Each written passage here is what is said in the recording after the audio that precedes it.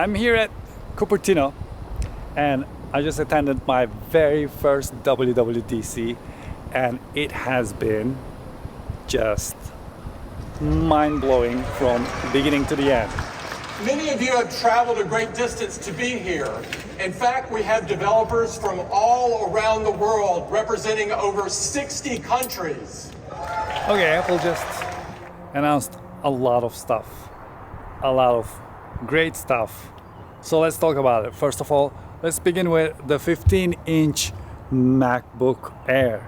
The 15-inch MacBook Air is 11.5 inches thin. It weighs 3.3 pounds. It has MagSafe, 2 Thunderbolt ports, and then a headphone jack. And the screen is 15.3 inches diagonal. It has 500 nits brightness, and then it has a 1080p camera. It has array microphones, 6 speakers, which, by the way, you cannot see the speakers. You cannot see the grill or anything. So I don't know where the speakers are. It has Apple's M2 in it, and it is a fanless design. It has a notch on the screen, 18-hour battery life, and it starts from $1,299.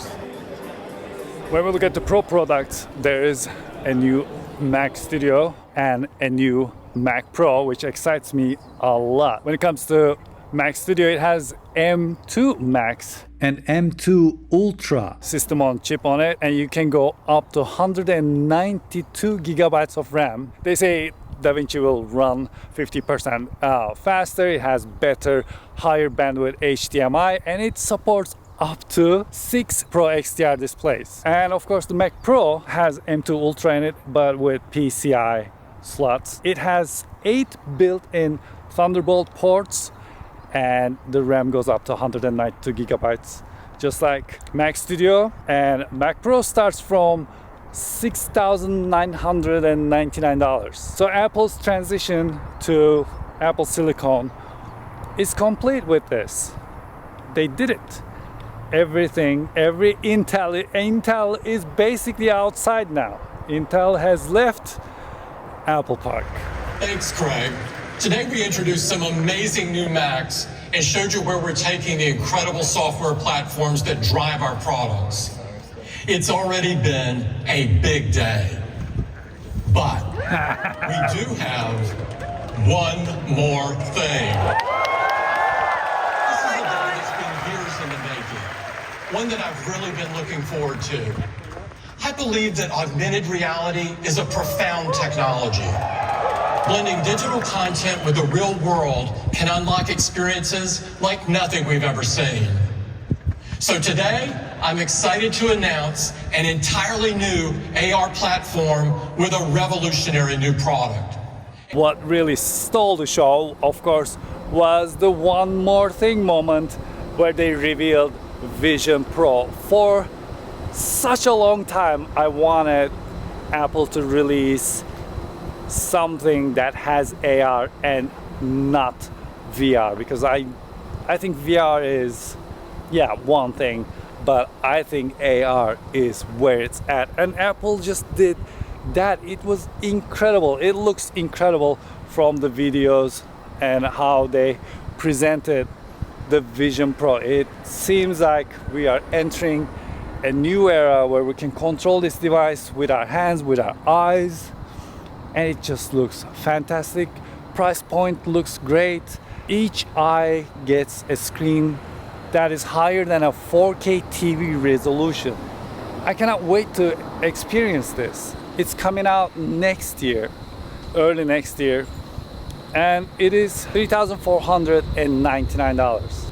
What makes Vision Pro so great is that it is actually also a VR headset that you can turn off everything and just be in your own world. You can change the background. If you're watching something, you can get rid of the living room you're in. You can be in a jungle, you can be wherever you want.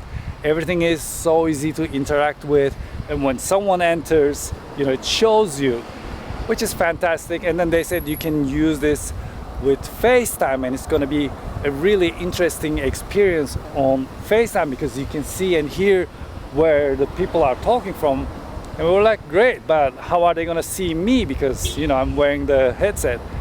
So you hold the Vision Pro to your face and it scans your face and it creates an avatar of you, an image of you, and then by looking at your eyes, it basically creates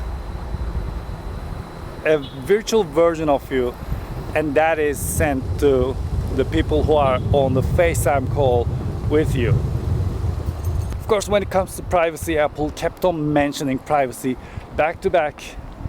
They are saying we don't care where you're looking, we're not sharing where you're looking when you're looking at, you know, in the AR glasses until you click on something, until you select something. Where you're looking is not shared. And of course, all the information, it scans your iris to unlock. So it has an iris scanner, and none of that leaves the device at all.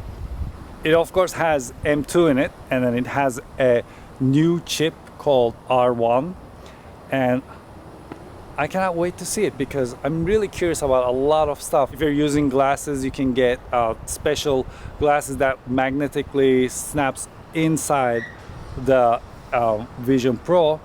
It has speakers on it, on the sides, the band. It seems like they took everything they learned from all the products that are out there and created this device. You can see some ideas from the MagSafe. You can see some ideas from even the watch band. Like, there's all sorts of things that comes together to create this Vision Pro AI glasses, and they call it spatial computer. The front side of the Vision Pro is not translucent actually, but when someone is close to you, it displays your eyes. So it looks like translucent when someone enters where you are. So it looks like you're looking at them, and then you can see them through the cameras on this AI glasses. I did get to see the Vision Pro, but I didn't get to experience it. I may experience it tomorrow, but I didn't experience it today. It comes with an external battery if you like. You can use that. It has a cable, so you're not wearing it on your head, so it minimizes the weight, because all those VR glasses, they become heavy. They start sitting on your nose, on your forehead, and it becomes uncomfortable to wear them. So I'm really curious to see how comfortable this is going to be. What happens when you lay your head somewhere, when you lay it this way or back, or, you know, we'll see. But I'm hopeful, and the event was unbelievable. Everything was great. Everyone was really excited, really happy, and yeah, I think this is it. This is gonna be the new chapter in Apple's product line. I'm really excited about this one.